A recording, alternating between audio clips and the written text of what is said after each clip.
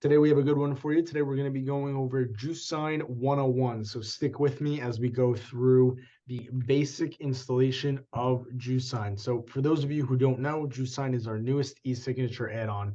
The purpose of using JuicedSign is to get a legally binding signature within your Quickbase application. And it works really, really similar to some of our other add-ons and works really well with all of our document creation add-ons. So you should be seeing right now my Juice Cloud screen here. Correct, Justin? Or Keith? Yeah.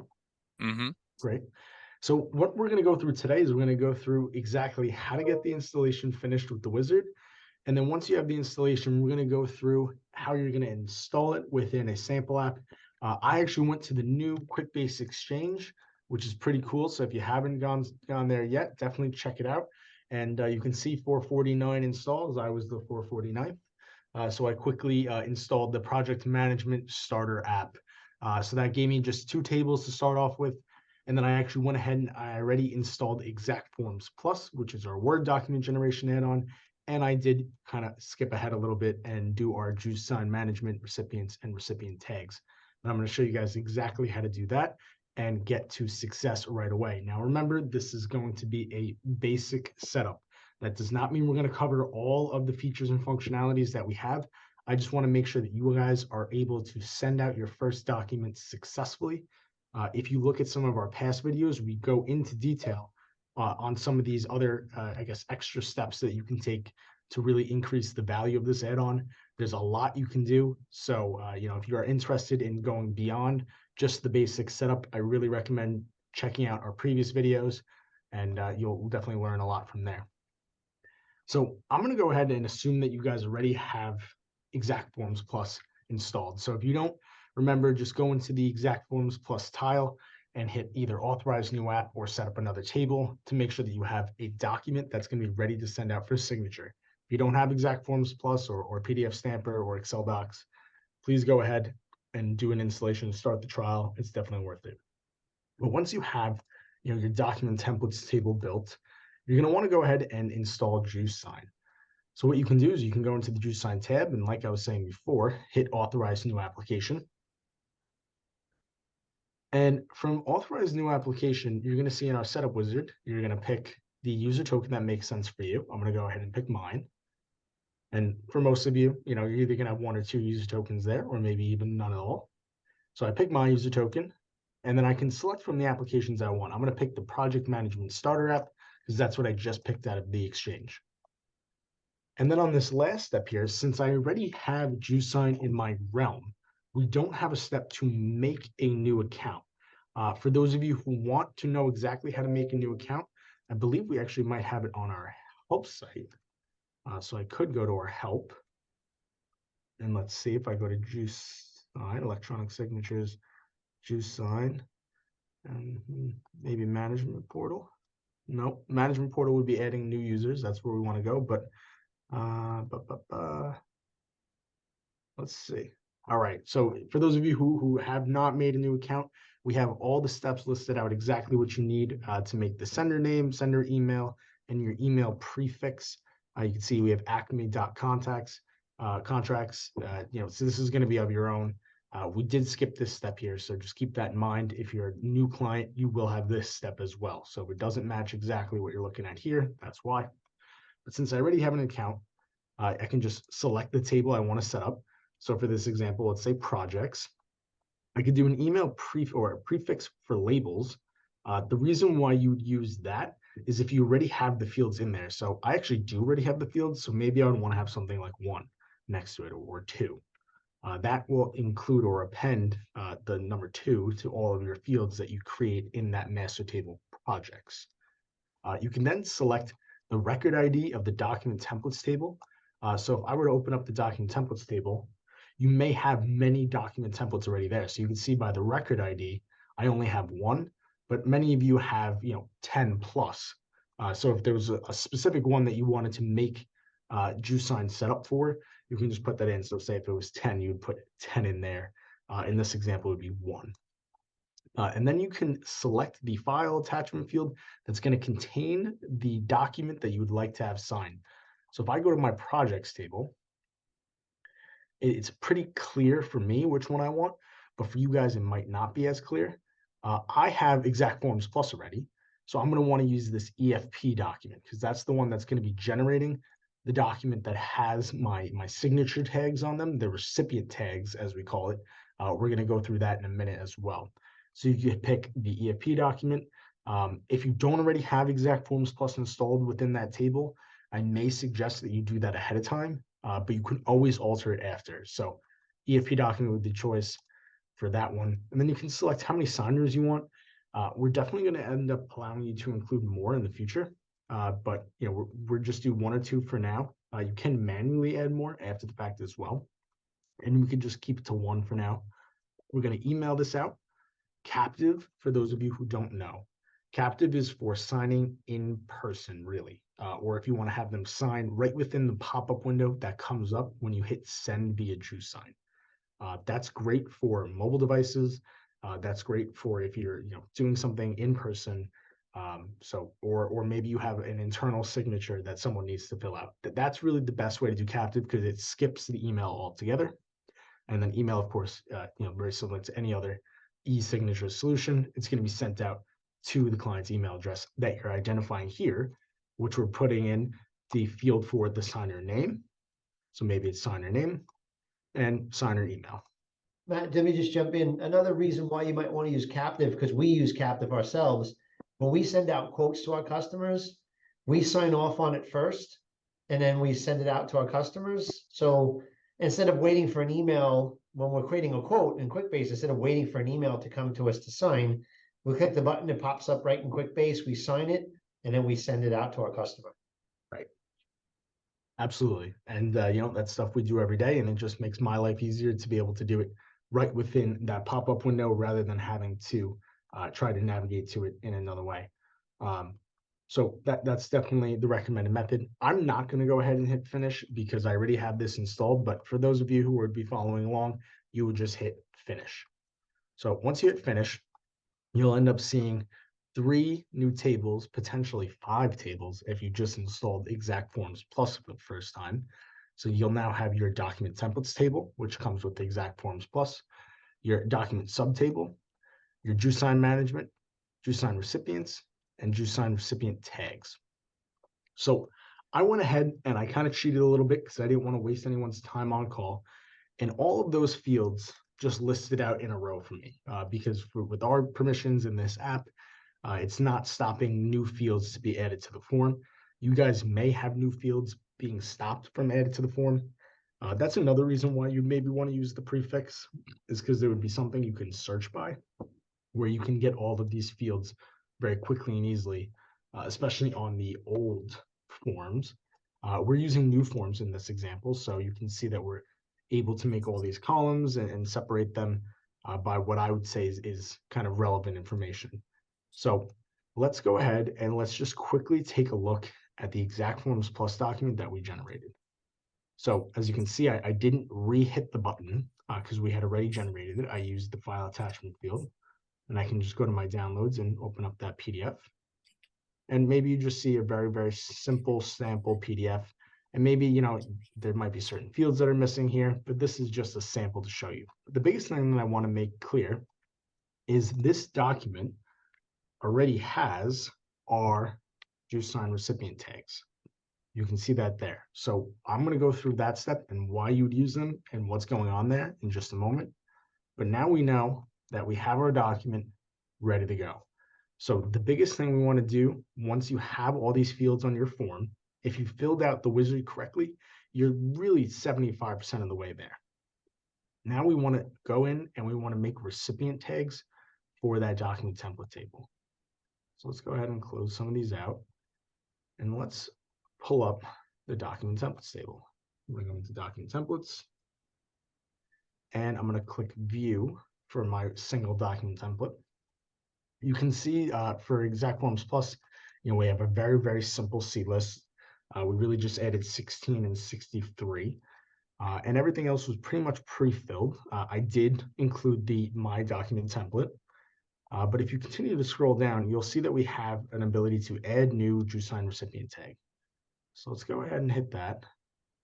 And you can see that we actually get taken to the JuicedSign recipient tags table. So what's going on here is we're actually making the identifiers almost like your C list or your tilde field ID tilde. If I actually go back, maybe I could open up this template so we can look at it. We're going in and we're actually identifying, similar to the tilde field ID tilde, this recipient tag. So let me just put this to red for now so you guys can see it. We're going to be making a tag or an anchor string that's going to identify at that spot in the document we want to have the client sign. So maybe it's recipient 1, recipient 2, etc. For this one, it's meant for recipient 2. That's why we have 2 there. But it's pretty similar to how we have these tildes. You can do anything you'd like, though.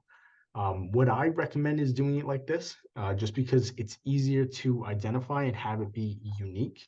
But let's say you wanted to use the word, signature. Let's just put that in. Well, no matches. Sign. So if you use the word sign, it's going to find these 2 places where the word sign is, and it's going to try to place a tag there. It's always best to use something unique. So, if I use juiced, because that's the word right next to it. Well, juice is going to come up in a zillion places because that's, what's in the template. So you don't want to use that. That is certainly not recommended because now it's going to be trying to put tags all over the place. It's going to be a mess. It's not going to be what you want. By putting this there, /JS2, you're identifying the exact spot on the document where you like it. So now that I'm back to the recipient tags, let's go in and make that. So for this example, obviously we have our related document template is the one we just did. The recipient ID. So the recipient ID is what of your signers, which number of your signers you would like to have them sign this recipient tag. So I can go back, and this is a video that we actually had done in the past. So I'm not going to go too far into this. But if you look, there's a very specific agreement recipient string. You might see that there's a 1 in the front and a 1 after. So let's go ahead and look at this. You can see that this is the recipient ID. So this is kind of the order that these are being put in, separated by a colon. So the recipient ID is the very first number you see. So because this one is 1, we would like this recipient ID, this tag, to be for recipient ID 1. So now we know that this signer is going to be the one signing off on any recipient tag that is assigned to recipient ID 1. So I wanted to make that clear. So Matthew telling us is going to be signing off there, recipient ID 1. Tab order is only going to be important for you if you really care about the order in which that they're signing or these specific recipient tags in. If you don't care about the order and you want them to just go in whatever order makes sense for them, you can just put this to 99, and it's just going to allow them to kind of bounce around the document as they please. Name and label are important. For the name, maybe I just want to do signature 1. It's good to have it be unique. And I think the name is what comes up on the actual document itself, right, Keith? When you hover over the tag, I believe it does. Rohit would know for sure. And then the label, same thing. Maybe you just want to do signature 1. For the type of tag, this is where you have all of these options available. So maybe you have signature, which is going to be based off of the exact name that's in there. So it's going to be based off of Matthew telling us, and that cannot be changed. If you believe that you might have the wrong name, maybe you have it as John Doe or Jane Doe, and you aren't positive about maybe it's spelling, or maybe they're not the final signer. Maybe they need to give it to someone else at their institution to sign. You may want to use signature name editable. This allows them to modify what name they're signing as. So maybe you have a nickname for someone and that's not their real name. So that could be a good use for that. So I'm going to go ahead and click signature name editable. We're not going to make it required. I believe all signature tags are required by default, right, Keith? Yes. Yep. Okay. So all signature tags and I believe initial as well, right? Yep. So all signature and initial tags are required by default. So there's no need to check this off. But if you feel this feels necessary to you, go ahead. And just another reason to use the editable tag. Yep. You might be sending out a document to be signed by a company and you're sending it out to accounts payable at acme.com. So you don't really know who the person's going to be. So that when that person, maybe the person monitoring that email address on a given day who opens it up, they can type in their name, then the signature will be based on their name. So that's one of the reasons why we give the editable. If you know the person's name and you don't want that to be changed, then you wouldn't choose signature editable. You would choose signature itself. Right. Yep. Very good explanation for it. So to continue QB update FID, if you wanted to update a field ID in the projects table, because that's the master table, that comes from a value, likely from a text field or maybe a number field, then you can use this QB update FID. So if I wanted to update field 101, I would put that in there, and whatever value we got back from this recipient tag, it would bring back to Quickbase. I'm not going to do that here. We can't bring back signatures anyway, but that is how you would use that. Now for the anchor string. The anchor string in this example is really the most important key to this. And I'm going to pull back up the document again so we make sure we hit this home. This /JS2 is my anchor string. So all I'm going to put in there is /JS2. That's it. It's going to look for that exact writing in the document to place the tag. So once it finds that, you may notice that it's pretty close to the line. You might want to have a smidge of extra space there. So you have the anchor units and the X offset and the Y offset. So if you guys remember from algebra back in the day, you might have the XY axis where you can place certain points on the XY axis. So 0, 0 is really in the center of that axis. It's going to be right exactly where this anchor string is. And in some cases, that may be best. It's always good to start with 0, 0. But in this case, I know that I really want to have this signature move up just a smidge. So I'm going to end up doing -8. And this is actually opposite. It's inverted. So that means negative will actually go up 8 and positive will go down. It's not the same for the X. Positive will go right on the X-axis and negative will go left on the X-axis. So we're going to go ahead and do -8. We're not going to change the height and width. The height and width, well, let's read exactly what it says. This is the signature type tag will default to 20 by 110 pixels. For all other fields, the height and width can be used to modify the height and width of the tag displayed on the PDF. If you leave it blank, it'll be defaulted to 20 by 110. So with this, if you have someone with a long name like myself, Matthew Tillinghast, you may want to increase the width so that it goes out further than 110. I'm not going to do that here because we just want to see what it shows like, but that's something to keep in mind. Font family, font size, I'm not going to touch those for now. And the height of the stamp sign image. Now, this is kind of cool as well. We do allow you to sign off yourself on that document. So if you wanted to, you could sign off maybe a little bit bigger, leave some more room, maybe leave less room. We're not going to touch that right now. And everything else is either to becoming or not necessarily needed for this. So you're going to go ahead and skip those and just hit save. So let's go back. And now that we have our one tag, which actually see this didn't come up on the form. Let's see if we can add for it. All right. We're still learning new forms here, guys. So cut me some slack. Add recipient tag, and let's do list all. All right. Let's close that out and let's save it. All right. So we do have them all, and now this is way a bit small, but that's okay. So we can see we have a bunch of tags actually already there for this document template 1. So let's go ahead to the JuicedSign recipient tags table and let's see what we got. All right, so we do have some existing tags that came in automatically for us. We have /JS1, /JS1 again for signature and date sign, and then we have text. So this came in with our setup wizard, and with the default file that we would have put in there would be filled in with these. I'm just going to go ahead. I'm actually going to delete the PO number and delete the other signature because those aren't needed. But what I might do is I actually think I'm going to reutilize the second date sign field because we actually can use that because we do want a date. So again, we're using the same document template, still recipient 1, order is still the same, name, label, that's fine. type of tag, that's fine. And the only thing I'm going to do different is I'm going to slash JS1 to JS2. And the Y offset has it at 28. That may work. So we're going to leave it at 28. Everything else, again, can stay exactly the same. And now we have our 2 tags. We're only going to do 2 to start. Again, we're keeping this super simple. So we have our 2 tags. And if you see, we're using the same anchor string. So for this date sign, all we're doing is we're really moving it down 28 pixels. So that should put us right about that line for that date field. So that's what we're doing there. That's why we use the same exact anchor string. Now, if that works as I'm imagining, then we should be all set. So again, all of this was for our 1 recipient.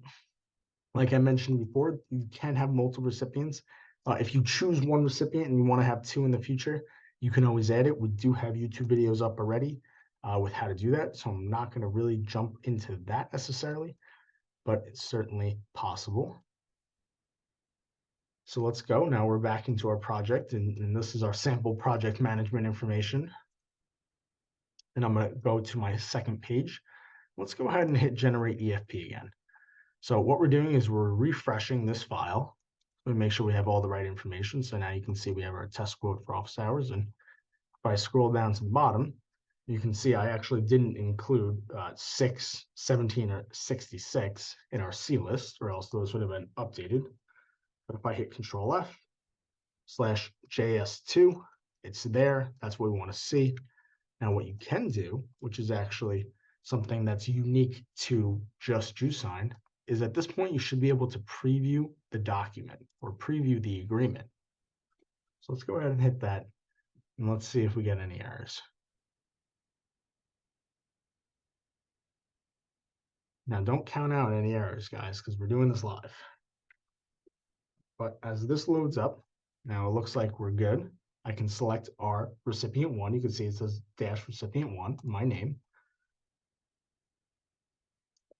And we can preview based off of what we're looking at here. Now, if I expand this out a little bit, just so we could see it a little bit better, we load the document up. Oh, wait, expand that out a little bit more. And I can scroll down and I can find my 2 tags here. So we have click to sign and our date. Now that looks pretty good, and I'm pretty happy with that. So I think I'm ready to actually send this out for real. Now, if you were to try to click on this, that's not going to do anything. This is preview mode, guys. I have had people asking me why I can't click on it. It's preview. This is really the best thing to do here is just to make sure that your tags are appearing where you're expecting them to appear. That's really where you start getting into that XY axis and kind of fiddling it with it a little bit. Just so you guys know, these preview agreements do not count towards your transaction count. So please feel free to use this. Use it, get your documents looking right, because when you send it out for real, for live, you want to make sure your clients are seeing the best possible results. So, don't hesitate to preview the agreement. Hey, Matt, why don't you show them why don't you change the date tag? Move it over to the right a little bit. Maybe Okay. move it over 15 pixels or something, just so you can see that. That's what you would typically use the preview for, is to readjust tag placement. Right. So let's go ahead and put the x-axis. Let's do something a little bit more dramatic than 15. Let's do 50 so we can see it. So now that I moved that x-axis over for my date tag, so as Keith said, what you can do is then, let me make sure that I have, let me make sure that I have that preview agreement closed. I do. So let's preview this You could have had the preview open too. You could have done that with the preview Oh, open. really? Yeah. Okay, well, learn something new every day. If preview is open, you could do it again. I like to rerun it just to make sure that everything gets updated. Because all you'd have to do is reselect your recipient again. So like if you left this window open, made the adjustment, reselected Matthew Tillinghast from the dropdown, it'll replace the tags. Okay, all right, that's good to know. I did not know that. So let's scroll down. Let's see. See, I don't know if I like that.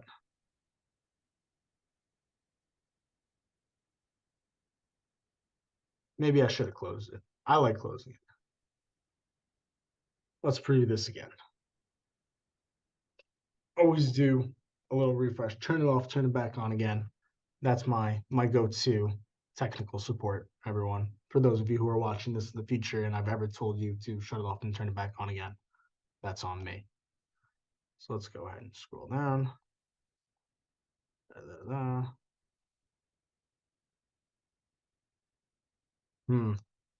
I may have broke it. Well, let's go ahead and let's see how it looks in the real document. So let's send the JuicedSign now.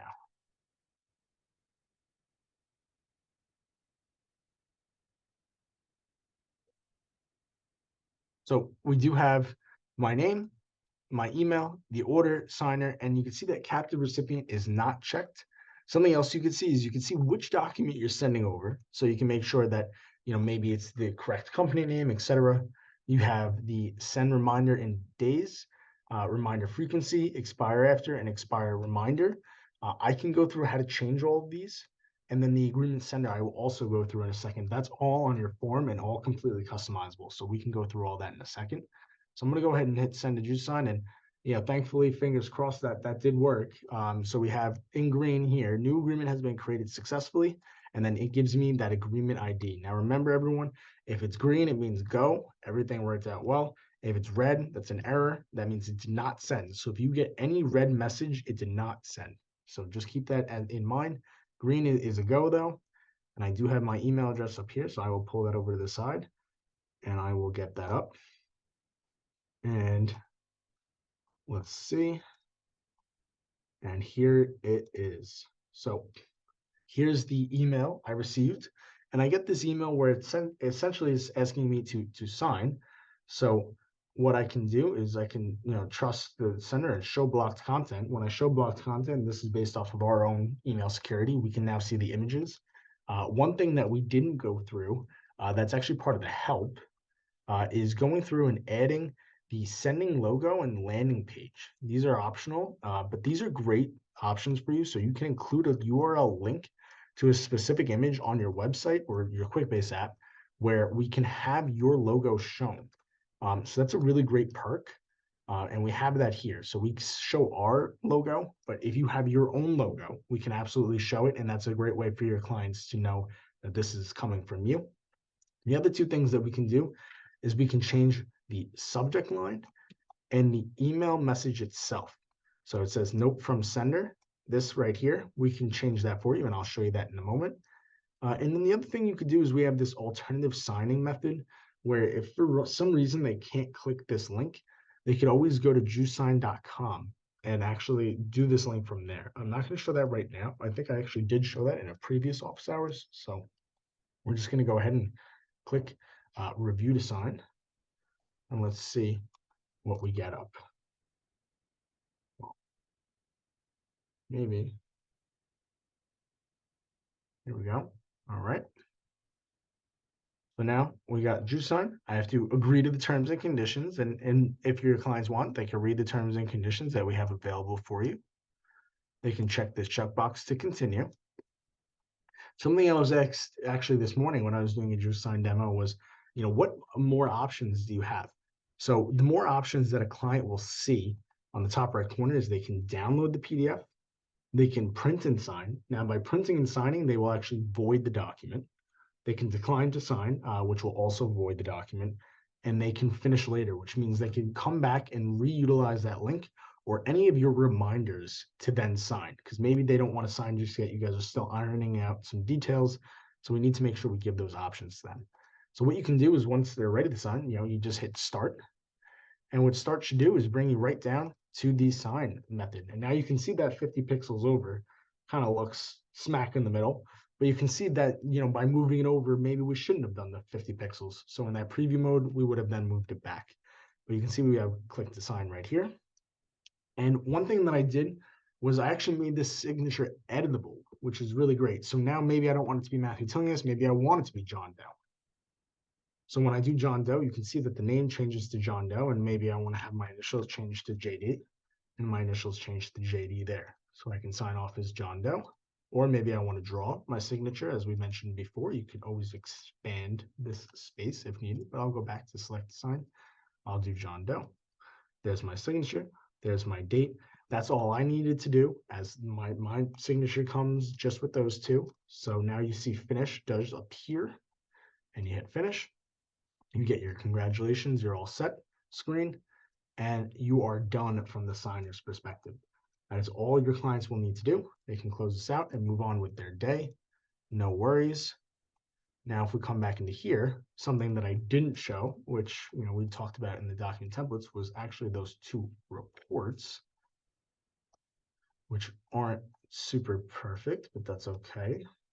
Let's add a section here, report, choose report, just in management, let's do list all. Okay, and let's click to add here.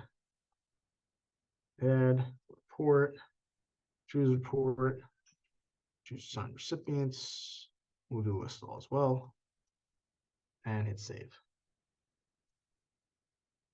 So now in this section, I should see my one DocuSign management record and my second DocuSign recipient record. Now, if anyone here, maybe it's just me and I have issues, does anyone here know how to, and this could be an answer from Juice Tech for those of you on, does anyone know how to expand this to go the whole way? Yeah, I think if you customize the form, they have a little, you could drag it out, I'm pretty sure. Yeah, I just want to get that second widget out. You go to the edge, yeah. Okay, there we go. Marketing and Quickbase developer. Wow. So this is great. It looks much better. Thank you, Justin. So you can see here that we have our completed status from this DocuSign management record, and we also have our DocuSign completed record for the recipient. So you can see that we have our delivered, our open, and signed date. You can see that I didn't choose captive, so that's not checked off. So this is completed. That's our status, and our status here is also completed.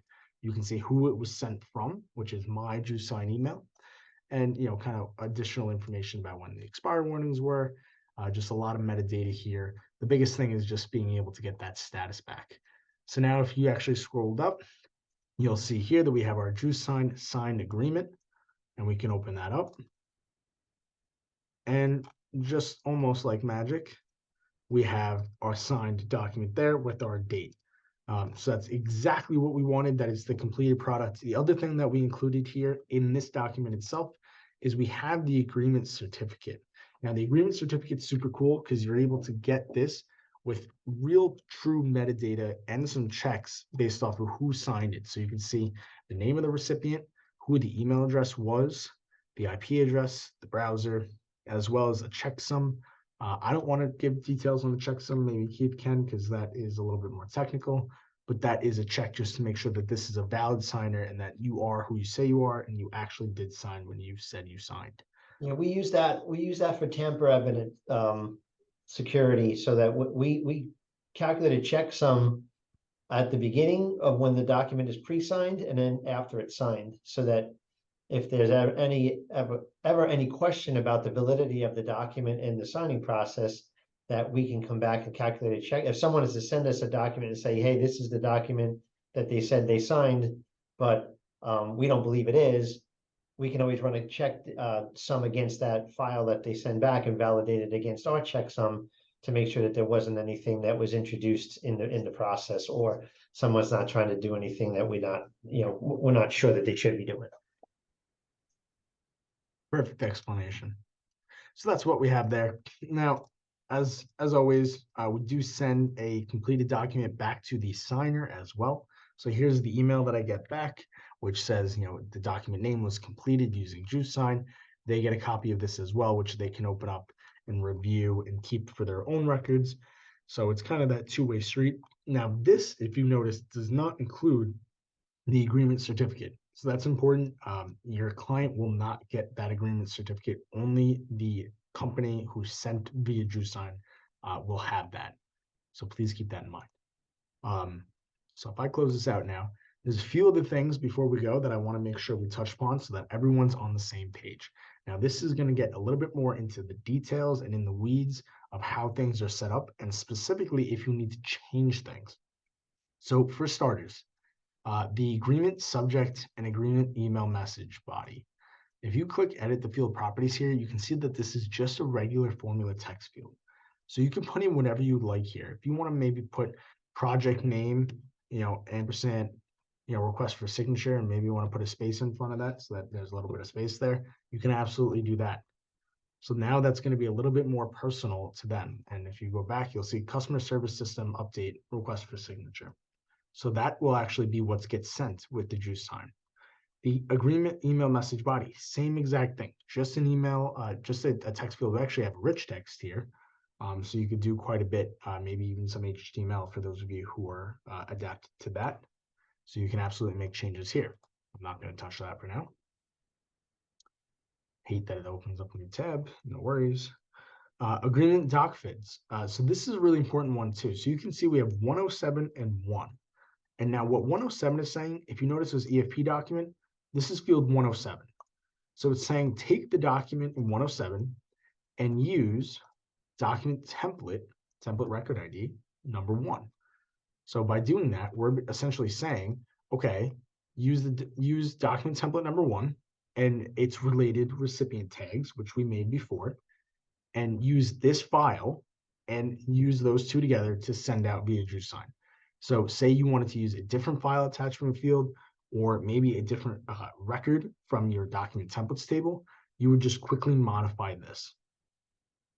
JuicedSign status, we can actually go ahead and give this a shot. I believe I just posted a help site page on this.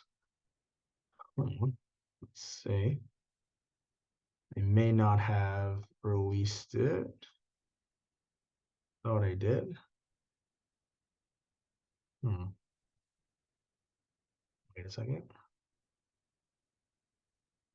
I'll make sure that I post that. Maybe I'll have Keith double check it before I do it. But let's go ahead and do it right now.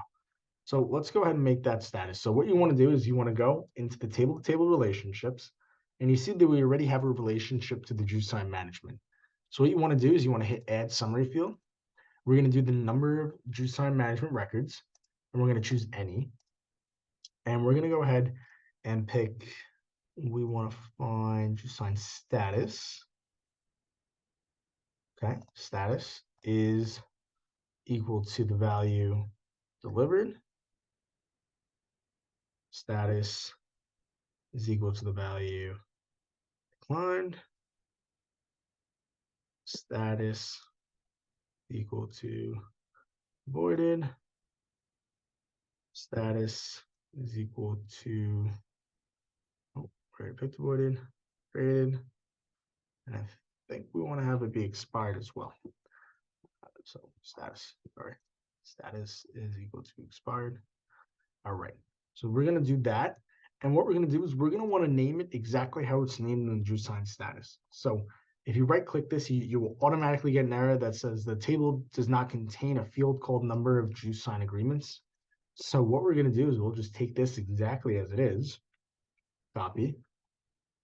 And when we hit create here, we'll do this and paste. So now we are making that field. So now we have number of JuicedSign agreements, and we're going to add one more. And we're going to do all the following are true. We're going to do, I believe it is JuicedSign agreement ID is not equal to blank. And status is equal to completed. And let's go ahead and take this number of JuicedSign agreements completed. Now, just so you know, if I were to / out of this, this will also be yellow. It's just showing that yellow first. And we'll go ahead and create and put number of JuicedSign agreements completed right in there. So now we have both those fields. Let's go ahead and hit refresh here. Now that you see that nothing's yellow. And if I did that right, we do see not sent. So it's possible that I messed that up, but let's see. So the formula is if number of JuicedSign agreements is equal to 0, put not sent. If it's greater than 0, put completed or in process. So it's possible that I put one more value in than I shouldn't have. And all these tabs, man. Oh, crazy. But we can absolutely check that. Keith, I don't know if you know offhand if I should have maybe eliminated one of those steps from one of those number of JuicedSign agreements. It's possible that I put one too many in here. But we can always come back and maybe leave a comment on what exactly to do there. I swear, Keith, can you sign in to the help site and maybe publish that page? Because I do have it on there. Or maybe I'm just missing it. No, I just didn't really see it. I do see it in the help site. Right. Set up instructions. Can you just publish it? Or maybe share your It screen? it is published though. Oh. Where the heck is it? What is it under? What section? Juice. It says under setup instructions. Setup instructions. Then under the number 3 under setup instructions. Oh, Status field right there. there we go. I make stuff and I don't even know where I put them. All right. So we had add summary field, number of records, any. Ooh, did I not include Did you complete? do all or any? I did any, but I don't think I included completed. That's why completed you needed to include it. Let's go ahead. Let's scroll on down to these fields, number of JuicedSign agreements. And unfortunately, our setup wizard can't create this summary field for you because the API just doesn't support that. So that's why we have to manually create this. All right. There we go. just one small smidge of a change. So when you do that now, it shows this completed, which it is. That is the valid thing to put. If I were to go to another record, just for continuity here, and I were to look at this page, we should see not sent. So that's correct. So that is what we want to see. Nothing's been created here yet. You can see that this actually is also empty. That's because the signer name and the signer email is not filled in yet. So again, if you just put Matt and Matthew T at JuicedSign, you'll see that comes up as you do it. So really good to see that as well. The last two things that I wanted to mention, as we do have a couple minutes left, the sender email address, and I kind of briefly touched upon this at the beginning of the conversation. You can have up to 5 senders with JuicedSign for no additional charge. So you can identify right here, JuicedSign sender email. Now, this is also a formula text field. So you can see I just have hard-coded the Matthew T at JuicedTech, but there may be multiple senders that you want it to come from. So if I pull this back up, and I'm now in the Juice Cloud, and I'm in the JuicedSign tile, you can see that there's the JuicedSign account settings. Now, this is going to be JuicedTech's JuicedSign account settings. So you're going to see all of our senders. Hopefully that doesn't matter. But what you can do is you can actually add additional users right from here. So this is really easy to do. You're just going to add new user, and you're just going to put in the name, email address, and the email alias that you would like it to be coming from. So this is going to be your actual email address, so like Matthew T at JuicedTech, or Justin at JuicedTech, or Keith J at JuicedTech. And then the alias you're going to put in is going to be what actually is the extension that it comes from. So our prefix is juiced.ja for Justin, juiced.kj for Keith.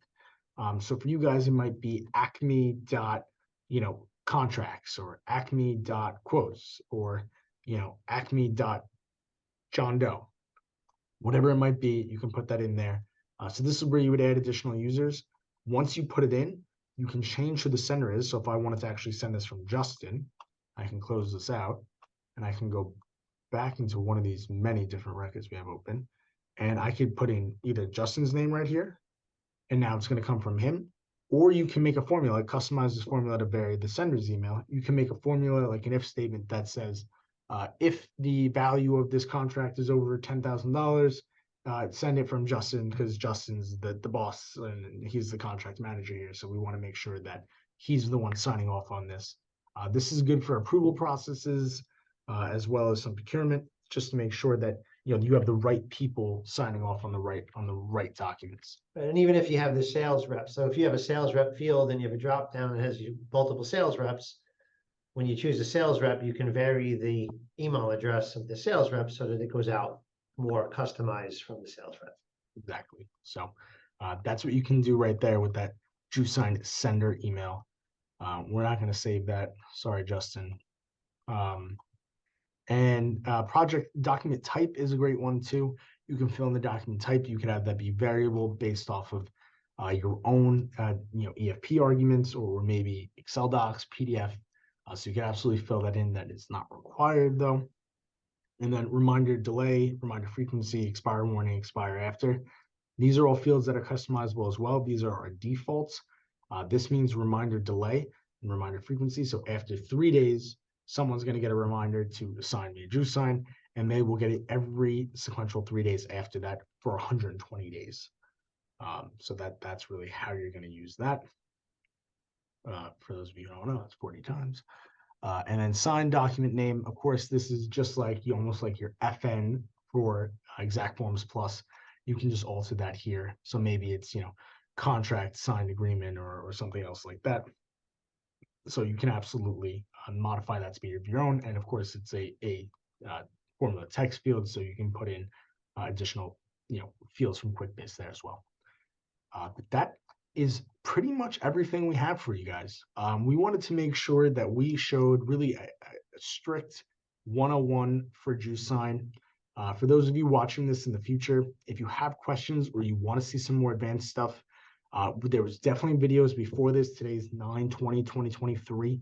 There was definitely videos before this. I believe Justin put it in the chat, but we'll maybe put it in the body of the YouTube video so you can actually see some previous ones where we go maybe a little bit more in depth in how to make the agreement recipient string or the JuicedSign recipient tags, or even just some of the different options like putting the agreement certificate in its own field. We do go over all that in those videos, so we'll put some links there. But if you're watching this in the future and you have any questions, please feel free to reach out to support@juicedtech.com, and we'd be happy to help you. And of course, you do have your help site as well that goes through all of this in a written step-by-step formula, or I guess, steps, for lack of better words. So I hope that this was helpful for you guys today. Keith, anything you would like to add? Nope. No, and just we have a lot of new changes coming out. We're targeting the first week in October, so there's a lot of new functionality that we're building in and rolling out for JuicedSign. We're excited about that, so stay tuned for some emails that we'll be sending out. We're going to have another webinar to release these new changes, and there's a lot of cool changes coming out. Absolutely.